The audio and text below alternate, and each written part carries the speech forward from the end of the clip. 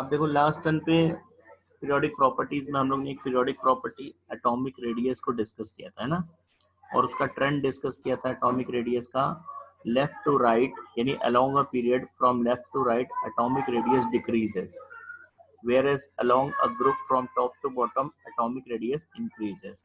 तो ये ट्रेंड था। अब नया जो नेक्स्ट हमारा प्रॉपर्टी है वो है आयनाइजेशन पोटेंशियल या आयनाइजेशन एनर्जी। ठीक है, तो अब डिस्कस करते हैं। तो अब हम लोग के पास आयनाइजेशन एनर्जी है ना। आयनाइजेशन एनर्जी क्या है, पहले तो कॉन्सेप्ट समझिए आयनाइजेशन एनर्जी का मतलब क्या है, ठीक है, फिर ट्रेंड पे आते हैं। आयनाइजेशन एनर्जी क्या, देखिए जैसे हमारे पास कोई एटम है, सपोज ये कोई एटम है, ठीक, और इस एटम का, ये एटम है और ये इसका न्यूक्लियस है, ठीक है। Yes sir. ये सेंटर में न्यूक्लियस है, इसके बाहर मान लो ये फर्स्ट शेल है, फिर ये सेकंड शेल है, फिर ये थर्ड शेल है। जितने भी शेल्स होंगे उसमें से एक शेल हमारा आउटर मोस्ट शेल होगा, कोई भी थर्ड हो फोर्थ हो कोई भी आउटर मोस्ट शेल होगा। कौन सा आउटर मोस्ट शेल है ये डिपेंड करेगा कि एलिमेंट किस पीरियड का है ना। जैसे अगर वो थर्ड पीरियड का है, मैं बार बार कहता हूँ पीरियड मतलब नंबर ऑफ शेल, अगर वो थर्ड पीरियड का है तो इसका मतलब थर्ड शेल उसका आउटर मोस्ट शेल होगा। अगर वो फोर्थ पीरियड का है तो इसका मतलब उसका फोर्थ शेल उसका आउटर मोस्ट शेल होगा।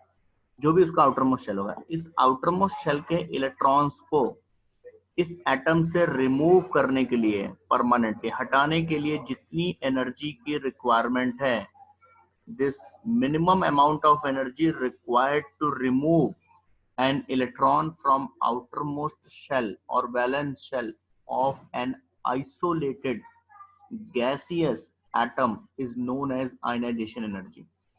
ध्यान समझिएगा, मैं दो तीन टर्म्स इसमें यूज कर रहा हूं तो उसको भी हम लोग अभी क्लियर करेंगे। हमने क्या कहा, हमारे पास एक एटम है आइसोलेटेड और गैसियस, इन दोनों टर्म्स की भी बात करेंगे।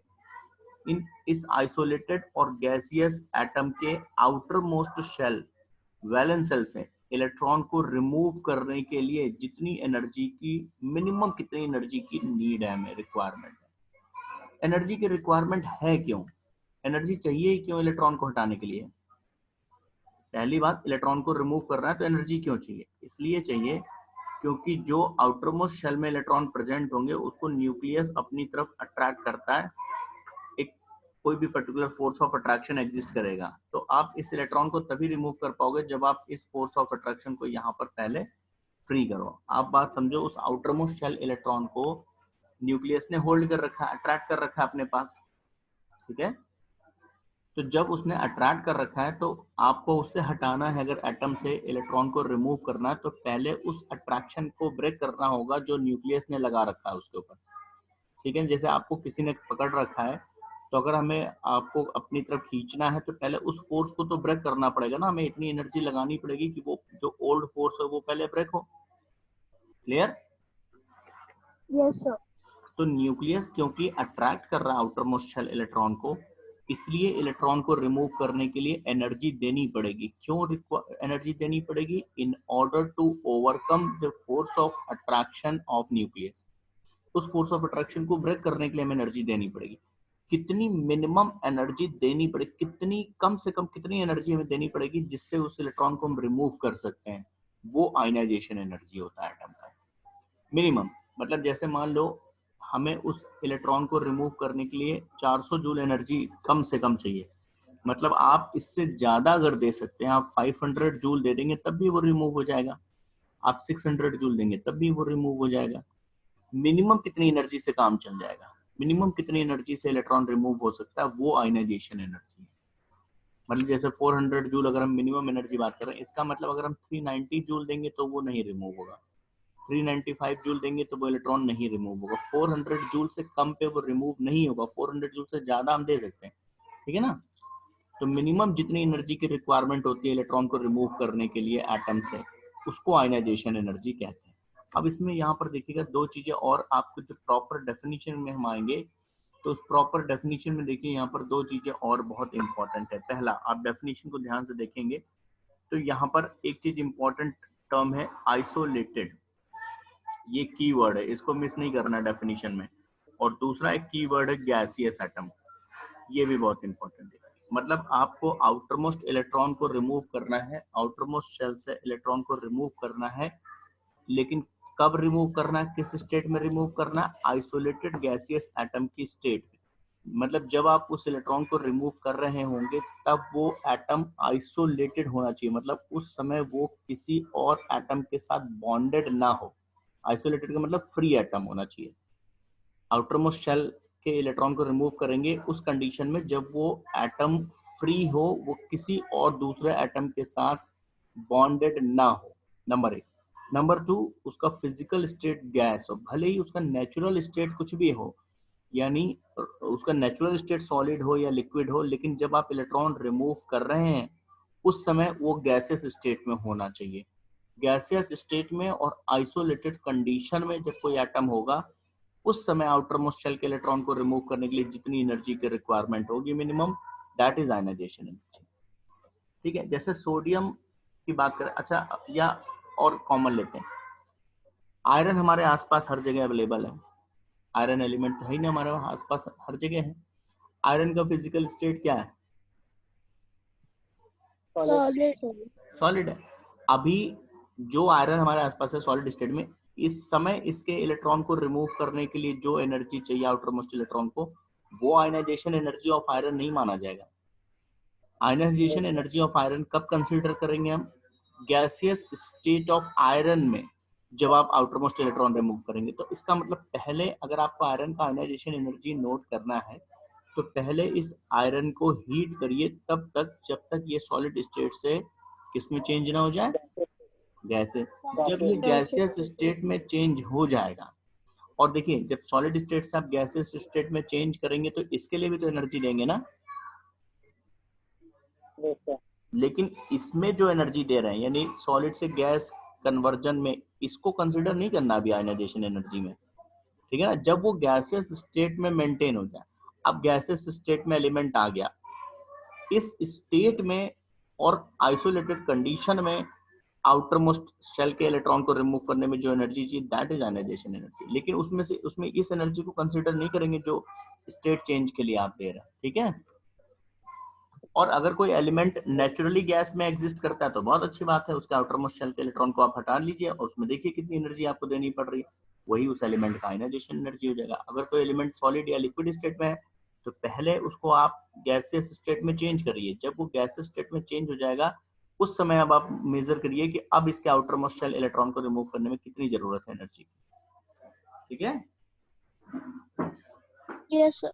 तो जब कभी भी आप एग्जाम में लिखेंगे आयनाइजेशन एनर्जी को तो आप इस बात को 100% मान लीजिए, 100% याद कर लीजिए कि आपको आइसोलेटेड और गैसियस ये दो टर्म कभी नहीं भूलना है। पूरी डेफिनेशन लिख देते हैं, मान लीजिए एग्जाम में आयनाइजेशन एनर्जी की डेफिनेशन आती है, आपने लिख दिया ionisation energy of an element is defined as the amount of energy required to remove an electron from outermost shell of an atom।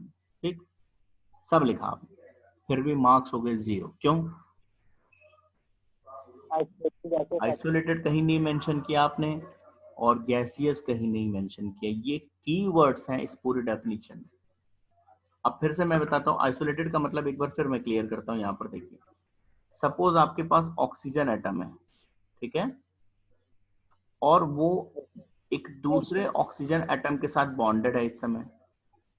इसका मतलब ये हुआ कि इस समय ये मॉलिक्यूलर स्टेट में है O2 की स्टेट में, यही तो ऑक्सीजन मॉलिक्यूल है। इस समय इसके आउटर मोस्ट शेल से इलेक्ट्रॉन को आपने रिमूव किया और इसमें मान लो 200 जूल एनर्जी आपको देना पड़ा मिनिमम, तो इस 200 जूल को हम आयनाइजेशन एनर्जी ऑफ ऑक्सीजन नहीं मानेंगे। क्यों नहीं मानेंगे, क्या प्रॉब्लम है, क्योंकि इस समय वो आइसोलेटेड कंडीशन में नहीं है, वो किस कंडीशन में, वो बॉन्डेड कंडीशन में।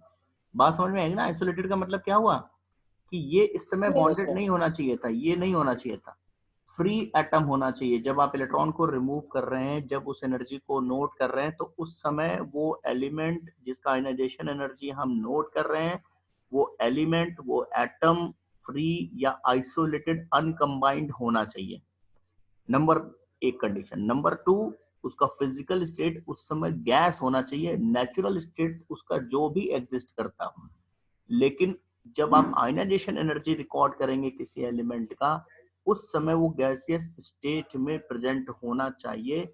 इस गैसियस स्टेट में उसके बैलेंस सेल से इलेक्ट्रॉन रिमूवल में जो एनर्जी चाहिए, दैट इज आयनाइजेशन एनर्जी। अब नहीं भूलेंगे कभी ये कीवर्ड्स, ठीक है ना? Yes, sir. अब इस आयनाइजेशन एनर्जी को हम किस यूनिट में नोट करते हैं? एनर्जी को किस यूनिट, एनर्जी का यूनिट क्या है? Joule. जूल। और क्या यूनिट है एनर्जी का बेटा? कैलोरी नहीं है। तो कॉमन यूनिट जिसमें आयनाइजेशन एनर्जी किसी एटम का हम एक्सप्रेस करते हैं वो जूल है, कैलोरी है। एक और यूनिट है that is electron volt, EV. तो किसी का आयनाइजेशन एनर्जी या तो हम जूल में यूज करते हैं या कैलोरी में यूज करते हैं, है ना? जूल में या कैलोरी में या इलेक्ट्रॉन वोल्ट में भी हम यूज करते हैं। इलेक्ट्रॉन वोल्ट भी एक यूनिट है एनर्जी का ही। और अगर इलेक्ट्रॉन वोल्ट में किसी का आयनाइजेशन एनर्जी कैलकुलेट करते हैं या लिखते हैं तो उसको जूल में कन्वर्ट कर सकते हैं। ये रिलेशन है। इस रिलेशन को देखिए, क्या रिलेशन है? 1 electron volt is equal to, क्या रिलेशन है? 1 electron volt is equal to 1.6 into 10 to the power minus 19 joule होता है। ये चार्ज ऑफ इलेक्ट्रॉन है। जितना इलेक्ट्रॉन का चार्ज है उतना ही जूल होता है 1 इलेक्ट्रॉन वोल्ट में, ठीक है? तो जैसे अगर मान लीजिए किसी का आयनाइजेशन एनर्जी आपको अगर इलेक्ट्रॉन वोल्ट में भी दिया है तो आप उसे जूल में समझ सकते हैं। 2.3 इलेक्ट्रॉन वोल्ट है सपोज किसी का आयनाइजेशन एनर्जी, तो इसका मतलब अगर हम जूल में लिखना चाहें तो ये कितना हो जाएगा? 2.3 इंटू जो इलेक्ट्रॉन का चार्ज है, मतलब 1.6 into 10 to the power minus 19 से मल्टीप्लाई कर दीजिए, तो उसका आयनाइजेशन एनर्जी आपको जूल में मिल गया। समझ में आई बात? Yes, sir. ऐसे अगर किसी का आयनाइजेशन एनर्जी आपको जूल में दिया है और हमें इलेक्ट्रॉन वोल्ट में चाहिए तो डिवाइड कर देंगे चार्ज ऑफ इलेक्ट्रॉन से। तो कन्वर्जन का फॉर्मूला समझ में आ गया ना, कैसे कन्वर्ट करेंगे? अब आते हैं कि आयनाइजेशन एनर्जी कौन कौन से फैक्टर्स पे डिपेंड करता है। अच्छा, अब थोड़ा सा ध्यान देंगे तो आपको फैक्टर्स अपने आप समझ में आ जाएंगे। हमने क्या कहा कि आप एनर्जी क्यों दे रहे हैं इलेक्ट्रॉन को रिमूव करने के लिए? एनर्जी क्यों चाहिए? क्योंकि उसको किसने अट्रैक्ट कर रखा है? न्यूक्लियस ने। उसके फोर्स ऑफ अट्रैक्शन से, न्यूक्लियस के फोर्स ऑफ अट्रैक्शन से फ्री करने के लिए ही तो एनर्जी की जरूरत है ना? Yes, sir. तो अगर न्यूक्लियस ने स्ट्रांगली होल्ड कर रखा है, यानी अगर न्यूक्लियस का force of attraction valence electron पे ज्यादा होगा तो सीधी सी बात है हमें एनर्जी भी इलेक्ट्रॉन को रिमूव करने में ज्यादा देनी पड़ेगी, और तब एलिमेंट का आयनाइजेशन एनर्जी हाई होगा। और अगर किसी एलिमेंट में न्यूक्लियस और वैलेंस इलेक्ट्रॉन के बीच में फोर्स ऑफ अट्रैक्शन वीक है तो हमें कम एनर्जी से ही हम इलेक्ट्रॉन रिमूव कर लेंगे। मतलब आयनाइजेशन एनर्जी, या आयनाइजेशन एनर्जी क्या है? Basically the energy required to remove the valence electron. तो ये एनर्जी सीधा सा एक फैक्टर जिस पर डिपेंड करेगा वो है कि न्यूक्लियस और वैलेंस इलेक्ट्रॉन के बीच में फोर्स कैसा है, वीक है या स्ट्रॉन्ग है। स्ट्रॉन्ग फोर्स होगा तो ज्यादा आयनाइजेशन एनर्जी होगी एलिमेंट की, कम फोर्स होगा तो कम आयनाइजेशन एनर्जी होगी, ठीक है? अब Yes. फोर्स कितना होगा ये किस पर डिपेंड करेगा? देखिए, ये पहला एटॉमिक साइज पे। कैसे एटॉमिक साइज पे? ये न्यूक्लियस है। अब मान लीजिए ये एटॉमिक साइज है। एटॉमिक साइज से कैसे रिलेट होगा? वैलेंस इलेक्ट्रॉन को न्यूक्लियस अट्रैक्ट कर रहा है, ठीक है? तो अब हमें ये बताइए, इस न्यूक्लियस और इलेक्ट्रॉन के बीच में अगर डिस्टेंस ज्यादा होगी तो फोर्स कम लगेगा। डिस्टेंस कम होगी, यानी अगर ये चार्जेस क्लोज होंगे तो फोर्स। ज़्यादा लगेगा। तो इसका मतलब जो एटम्स स्मॉल साइज के होंगे उनमें न्यूक्लियस और वैलेंस इलेक्ट्रॉन क्लोज होंगे, और क्लोज होंगे तो न्यूक्लियस का फोर्स ज्यादा होगा वैलेंस इलेक्ट्रॉन पे, और ज्यादा होगा तो उसको इलेक्ट्रॉन को रिमूव करने में एनर्जी ज्यादा लगेगी, ठीक है ना? यानी जितना स्मॉल एटम होगा उसमें आयनाइजेशन एनर्जी उतना ही हाई होगा। बात समझ में आई?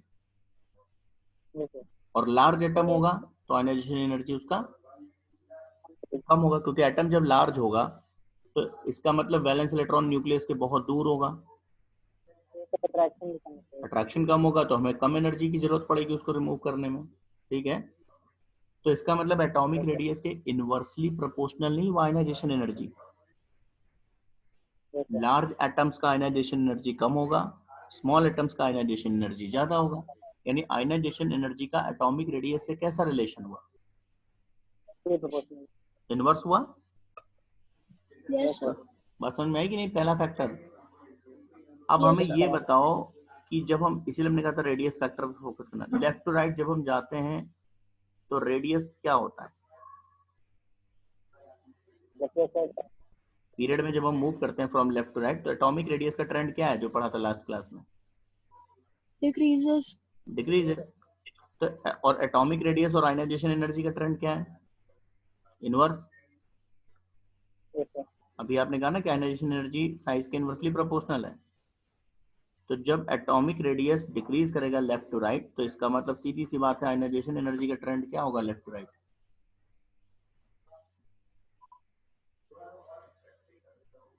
इंक्रीज करेगा। बट जैसे जैसे हम लेफ्ट टू राइट जा रहे हैं आप कह रहे हैं कि एटॉमिक साइज डिक्रीज करता है, एटॉमिक साइज डिक्रीज करेगा तो मतलब एटम छोटा होता जाएगा, Yes, sir. छोटा होता जाएगा तो बैलेंस इलेक्ट्रॉन न्यूक्लियस के क्लोज आता जाएगा,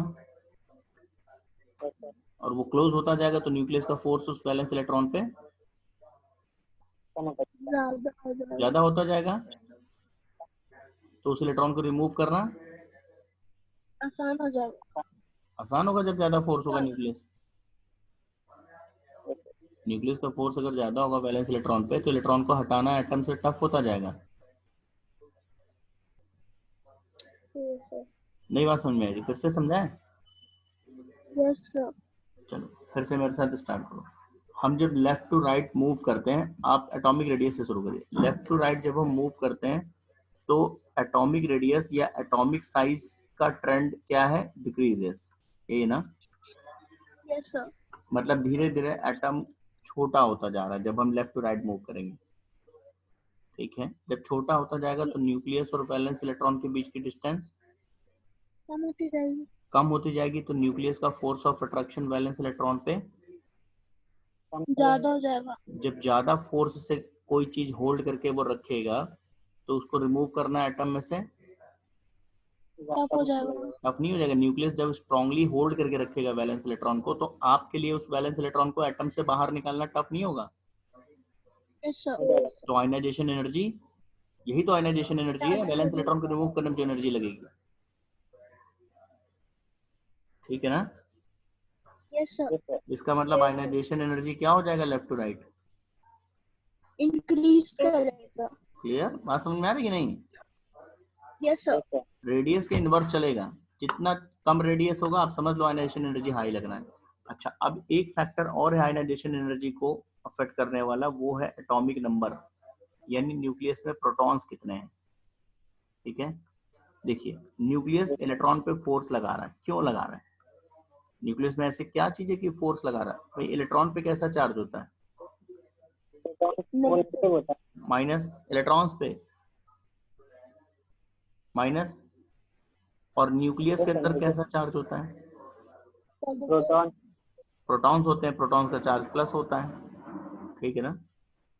ये अपोजिट चार्जेस है इसीलिए तो अट्रैक्ट कर रहे हैं। तो न्यूक्लियस में जितने ज्यादा प्रोटॉन्स होंगे, एटॉमिक नंबर समझिए, एटॉमिक नंबर वही होता है नंबर ऑफ प्रोटॉन्स। न्यूक्लियस में जितने ज्यादा प्रोटॉन्स होंगे न्यूक्लियस उतना ही ज्यादा पॉजिटिवली चार्ज होगा, Yes, sir. और जितना ज्यादा इसके ऊपर पॉजिटिव चार्ज का मैग्नीट्यूड होगा उतना ही स्ट्रांगली वो अपने अपोजिट चार्ज को अट्रैक्ट करेगा। ठीक है, Yes, sir. तो न्यूक्लियस का प्लस चार्ज, न्यूक्लियस का पॉजिटिव चार्ज अगर हाई होगा तो वो अपने अपोजिट यानी नेगेटिवली चार्ज वैलेंस इलेक्ट्रॉन को स्ट्रांगली वो अट्रैक्ट कर रहा होगा, और तब उस इलेक्ट्रॉन को, वैलेंस इलेक्ट्रॉन को रिमूव करना आपके लिए टफ होगा। ठीक है, तो मतलब जितना ज्यादा एटॉमिक नंबर होगा उतना ही स्ट्रॉन्ग फोर्स लगाएगा न्यूक्लियस वैलेंस इलेक्ट्रॉन पे। Atomic number number of proton ही तो है बेसिकली, है ना? हाई एटॉमिक नंबर मतलब more number of protons in nucleus. More number of proton in nucleus means high positive charge in nucleus. और high positive charge in nucleus मतलब कि valence electron पे उसका फोर्स ज्यादा होगा, और वैलेंस इलेक्ट्रॉन को रिमूव करना आपके लिए टफ हो जाएगा, यानी ज्यादा एनर्जी की रिक्वायरमेंट होगी, आयनाइजेशन एनर्जी बढ़ गई. तो एटॉमिक नंबर बढ़ने पे आयनाइजेशन एनर्जी बढ़ेगा. ट्रेंड क्या हुआ या रिलेशन क्या हुआ? Ionisation energy is directly proportional to atomic number. तो दो फैक्टर हैं जिस पर आयनाइजेशन एनर्जी डिपेंड कर रहा है. कौन से? एटॉमिक साइज एटॉमिक और और एटॉमिक नंबर. तो एटॉमिक साइज का फैक्टर अभी हमने बता दिया आपको. क्या फैक्टर एटॉमिक साइज का? इनवर्सली प्रोपोर्शनल होता है. इनवर्सली प्रोपोर्शनल है. क्यों है? बात समझ में आ गई. Yes sir. और एटॉमिक नंबर का क्या ट्रेंड है? डायरेक्टली प्रोपोर्शनल है. क्यों है? बात समझ में आ गई. क्योंकि एटॉमिक नंबर का सीधा सा मतलब होता है number of protons. Number of protons बढ़ेगा तो न्यूक्लियस का पॉजिटिव चार्ज बढ़ेगा.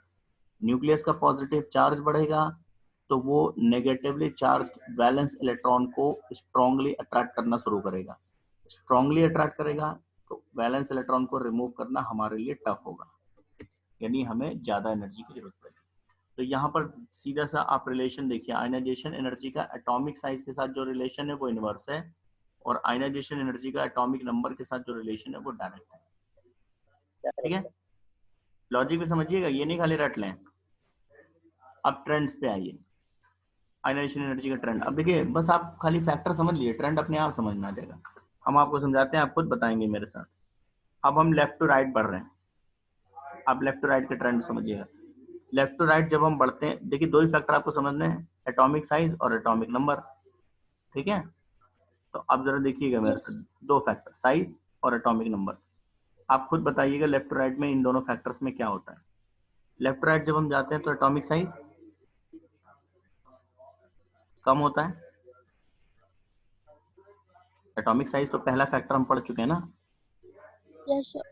एटॉमिक साइज डिक्रीज करता है. एटॉमिक साइज के इनवर्सली प्रोपोर्शनल है आयनाइजेशन एनर्जी, तो इसलिए ionisation energy left to right increase होगा एटॉमिक साइज के फैक्टर की वजह से. ठीक है, जब हम लेफ्ट टू राइट जाते हैं तो एटॉमिक नंबर पे क्या होता है? Increases. Atomic number increases. Increases, है ना. जैसे आप बेरिलियम फिर बोरॉन में गए तो एटॉमिक नंबर 5 हो गया, फिर कार्बन में गए तो 6 हो गया, नाइट्रोजन में गए तो 7 हो गया. तो लेफ्ट टू राइट जाते तो एटॉमिक नंबर बढ़ता है ना. Yes sir. और एटॉमिक नंबर के डायरेक्टली प्रोपोर्शनल है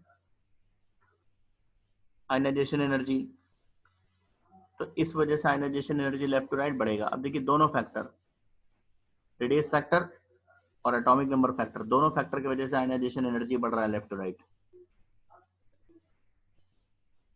ठीक है, यस सर. तो ओवरऑल ट्रेंड क्या होगा लेफ्ट टू राइट मूवमेंट में? आयनाइजेशन एनर्जी बढ़ेगा.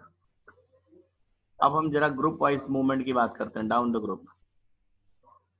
आप इन्हीं दोनों फैक्टर को समझिएगा, रेडियस को और एटॉमिक नंबर को. डाउन द ग्रुप में जरा हमें बताइएगा, डाउन द ग्रुप में एटॉमिक रेडियस का क्या फैक्टर है, एटॉमिक रेडियस का ट्रेंड क्या है. इसीलिए मैंने बोला था एटॉमिक रेडियस जरूर पढ़िए, क्योंकि हर किसी भी ट्रेंड में हाँ, एटॉमिक रेडियस का ट्रेंड क्या है लेफ्ट डाउन द ग्रुप में? इंक्रीजेस. इंक्रीजेस. ठीक है, डाउन द ग्रुप. और रेडियस और आयनाइजेशन इनवर्सली रिलेटेड है, यस सर. तो इसका मतलब आईई का ट्रेंड होगा डिक्रीजेस. ठीक है, यस सर. रेडियस फैक्टर की वजह से अगर हम आयनाइजेशन एनर्जी का ट्रेंड देखेंगे तो उसको डिक्रीज करना चाहिए. अभी क्या होगा ओवरऑल बात करेंगे. रेडियस फैक्टर की वजह से ये होना चाहिए. एटॉमिक नंबर का ट्रेंड क्या है down the group?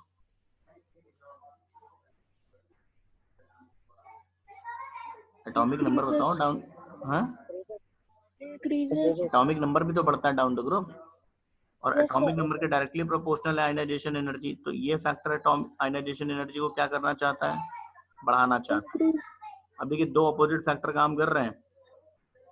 Radius factor चाहता है आयनाइजेशन एनर्जी बढ़ जाए डाउन द ग्रुप, और एटॉमिक नंबर फैक्टर चाहता है कि आयनाइजेशन एनर्जी, रेडियस चाहता है कि आयनाइजेशन एनर्जी डिक्रीज कर जाए. एटॉमिक नंबर फैक्टर चाह रहा है ionisation energy down the group बढ़ाना चाह रहा है वो.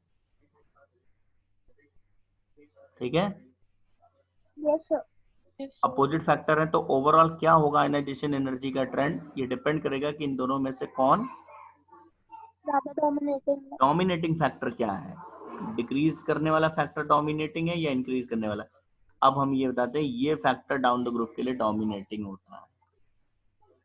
कौन सा फैक्टर, रेडियस फैक्टर, जिसकी वजह से आयनाइजेशन एनर्जी डिक्रीज कर रहा है, ये डोमिनेटिंग फैक्टर है, इसलिए overall ionisation energy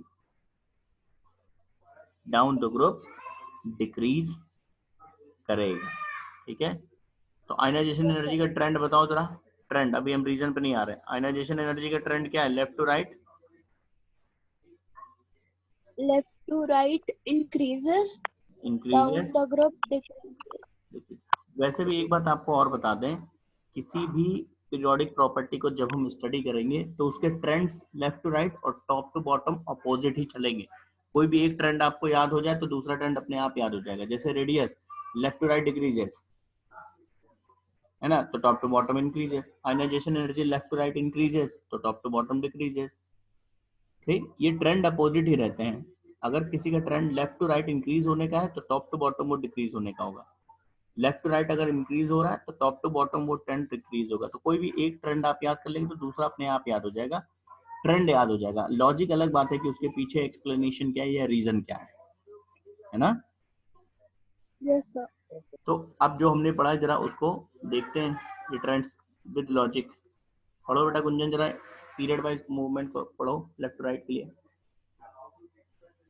When we move from left to right in a period, IE increases because on moving from left to right in a period, atomic size decreases and atomic number increases, and both these factor increases IE. Reason ये है क्योंकि left right movement में दोनों factor vary कर रहे हैं, atomic size decrease कर रहा है, एटॉमिक नंबर इंक्रीज कर रहा है, और ये दोनों ही फैक्टर आयनाइजेशन एनर्जी को बढ़ाने का काम करते हैं। अलोंग अ ग्रुप की बात करिए जरा, अलोंग अ ग्रुप यानी टॉप टू बॉटम है। जैसे देखिए नॉर्मल ट्रेंड है कि आई लेफ्ट टू राइट बढ़ रहा है, तो इसका मतलब राइट वाले एलिमेंट का हमेशा आई लेफ्ट वाले एलिमेंट से ज्यादा होना चाहिए, और अगर नहीं है तो इसका मतलब वो एक्सेप्शन हुआ। ठीक है, ऐसे टॉप टू बॉटम आप कह रहे हैं कि आई डिक्रीज कर रहा है, इसका मतलब जो भी लोअर एलिमेंट होगा उसका आई हमेशा कम होगा अपर एलिमेंट से। Yes, sir. लेकिन अगर मान लो कहीं लोअर एलिमेंट का आई अपर वाले एलिमेंट से ज्यादा है तो इसका मतलब डाउन द ग्रुप तो वो बढ़ गया, तो वो एक्सेप्शन हुआ ना वहां पे। Yes, sir. तो कुछ एक्सेप्शनल केसेस भी हैं, वो भी हम डिस्कस करेंगे। ठीक है,